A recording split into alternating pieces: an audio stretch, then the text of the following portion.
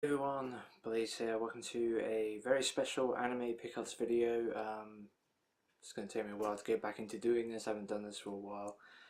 Um, we're going to be looking at just one thing, and I've had it on my shelf here for about 3 weeks in the box it came in, waiting to do this video because I wanted to share this moment, but unfortunately it just seemed to happen obviously as I was basically clearing out a ton of stuff, and it's just like there is nothing in that corner of the room right now. No giant wardrobe, no desk, no computer, just nothing apart from a chair and my new laptop, which you might see at some point. Wait and see. But today we're doing the unboxing of a very special thing. As I said, I've been collecting these for a very long time, and this is the final one. And I'm pretty sure those of you that have been following the channel for at least a while might have some idea of what I'm talking about. It's the last one I needed. If it's not the final one that came out, I already have those. But there was two that I had to get that I left to the end because they were both ones that I wasn't that hot on ever really owning, but I figured I've come this far, let's complete the journey. So, open is the box. It's just the receipt. What is it? It's wrapped in the bubble wrap, which isn't normally taped. Oh, it's upside down. Can you guess what it is yet? That's right, it's If Her Flag Breaks, the last NIS premium edition I needed. I have every single one now. Yeah, this is If Her Flag Breaks, which is, from what I understand, is like a reverse harem series, just without any of the ecchi stuff, because NIS tended to avoid that stuff outside of maybe Ghastly Prince Enma. That's sort of, well, that's sort of a different sort of thing. But yeah, I said this is the last one I needed. Not something I'm particularly excited to watch. This show just sort of came and went, but I ended up buying it because it was the last NIS Premium Edition. As I said, I needed to complete the set. A journey I've been on now since 2012, I think, is when I decided to get them all, because I pretty much had them all at the time. 2011 I think was when I first started buying them, or maybe I think it was October actually. Wait a minute, it can't have been October 2010 because that's when they actually started. Because the first one came out in like October 2010, Toradora and Persona Trinity Soul. Yeah, and I think sometime in early 2011 I started to collect them, and I eventually have managed to get them all. I never caught up as the releases were coming out, and as I said, this is the last one because NIS aren't releasing stuff anymore, at least at the moment, and it seems for the considerable foreseeable future. But yeah, here it is outside the cellophane, whatever. So it comes with an advertisement for stuff I already have. Big guidebook, hardcover, almost like a kid's book hardcover thing. I assume just has some sketches, and these are always really in depth. Like, these are better, like the NIS ones are always better than anything you get from any other company, in my opinion. Like, most companies just go with flimsy interviews and, you know, sketch and art books. This thing is always super thorough and super appreciated, even for shows where I couldn't really give a toss, but hey, better than I don't know.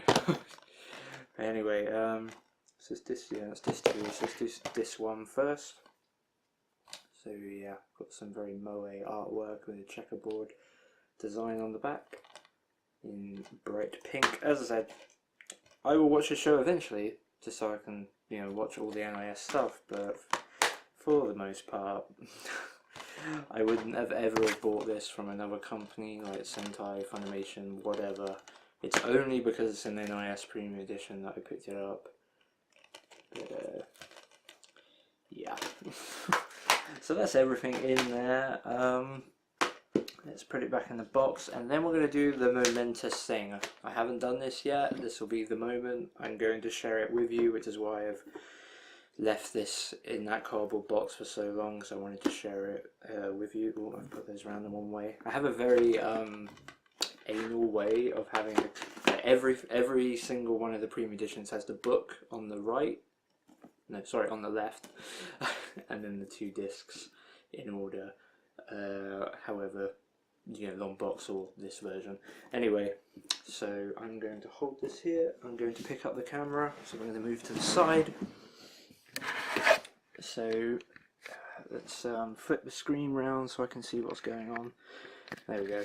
Let me put my hand in the grip. Right. So over there is Cardcaptor Sakura. Over there is Genshin the 2nd generation, and over here is the rest of the NIS Premium Edition, some of it in the dark unfortunately, but you can see there's a gap right there. So we've got all the long box stuff from Anohana all the way to Zakuro, and as I said, 2 of the other releases are up here. There's also the re-release of Toradora and the Pilot's Love Song there, because they're, you know, Toradora on Blu-ray, subtitled DVDs, and then the Princess and the Pilot Love Song is a sequel or something like that, a spin-off.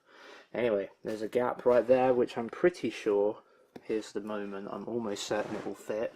So here we go. So the Chronicles of the Going Home Club, the other one I didn't want to buy, Eccentric Family, and then there it does fit. If Her Flag Breaks. Oh. And there it is. The journey has finally come to an end. I own every single NIS Premium Edition. Not a journey I would ever partake in now, but like if I was to start this now, I wouldn't. Like, my collecting ways have changed over the years. Like, I'm not quite as obsessive, but you know, this is a really cool thing. Like, these NIS Premium Editions are still the nicest anime releases going, and I'm going to share how nice they are with you, because I'm going to announce here, albeit this is going to be a very long project and I don't know when it's going to start, but I do really want to do it. I'm going to unbox every single one of these in their own videos, in chronological order of release. So it won't be doing both Toradoras at once. We'll do one Toradora when it came out, and then I think the other one would have been Persona Trinity Souls. We'll do it by the date of release all the way up to the end, which would be Love Live School Live Project, the movie.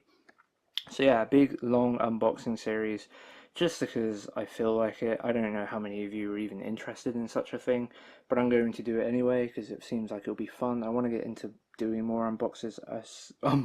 I've said that a lot, but yeah. But If Her Flag Breaks in the collection, it's complete. Finally.